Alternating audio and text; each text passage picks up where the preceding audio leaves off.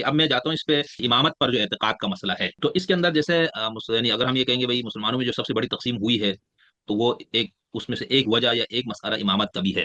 تو اس کے اندر جیسے اہل سنت کا تو معتزلہ کا بھی اور یہ جو شیعوں کے علاوہ جتنے گروہ ہے ان سب کا تو یہ عقیدہ ہے کہ حضور دنیا سے رخصت ہوئے اور اپنے بعد جو دین اور دنیا کی لیڈری یا اقتدار اور حکومت بھی چونکہ حاصل تھی اس کا جو اہل ہے یا اس کے لیے جو بندہ مقرر ہونا ہے وہ انسانوں نے کرنا ہے.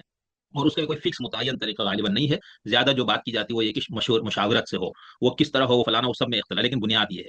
اس کے مقابلے پہ ہم جب شیعہ کی بات کرتے ہیں, ابھی ہم شیعہ رافضی, شیعہ اثنا عشری, شیعہ زیدی, شیعہ اسماعیلی کے نہیں, شیعہ یعنی اس نقطۂ نظر کا کے اپوزٹ. تو ان کے اندر یہ ہے کہ باقی جا کے آگے اختلاف بھی پڑ جاتا ہے خاص طور پہ زیدی وغیرہ کا.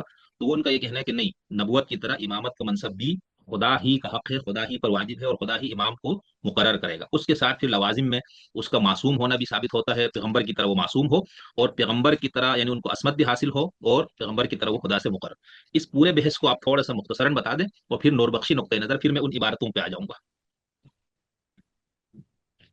جہاں تک امامت کا جو تعلق ہے اور اسی بیس پہ مختلف مکاتب فکر سامنے آئے, نور بخشی اس تناظر میں لگتے ہیں کہ یہ دین کا کوئی مسئلہ نہیں ہے, یہ دین کے انتظام یا نظم اجتماعی کی بات ہے, دین کی بنیاد کی کوئی بات نہیں ہے.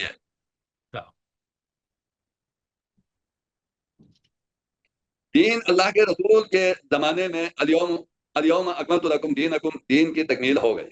ٹھیک, جو بنیادی طور پر 5 اعتقادی امور ہیں میر سید محمد نور بخش لیتے ہیں, اور 5 بنائے ایمان, 5 بنائے اسلام. بنیاد الاسلام علی خمس اور ہاں آمنت باللہ و ملائکتی والی. یہ اور فقہ احمد میں میر سید محمد نور بخش یہی لیتے ہیں کہ یہ 5 اعتقادی امور کو مانتے کوئی مانتا ہے, اور 5 جو اسلامی بنا کو مانتا ہے, تو پھر کوئی وجہ نہیں کہ اس کی تکفیر کرے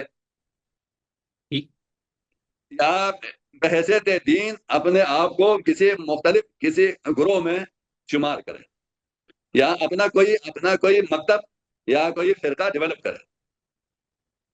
اور میر سید محمد نور بخش ان لوگوں کی تجہیز بھی کرتا ہے کہ جو ان مباحث کی بنا پر کہ امامت میں اختلاف ہو گیا, خلافت میں اختلاف ہو جائے, جس کی وجہ سے کیونکہ یہ خلفاء کو نہیں مانتے ہیں اس لیے کافر ہیں, اس لیے امام کو نہیں مانتے ہیں اس لیے کافر ہیں. تو اس طرح دوسروں کی اس بنیاد پر تو لوگوں کی تکفیر کرنے والوں کی میر سید محمد تکفیر تو نہیں کرتے بلکہ تجہیل تو ضرور فرماتے ہیں.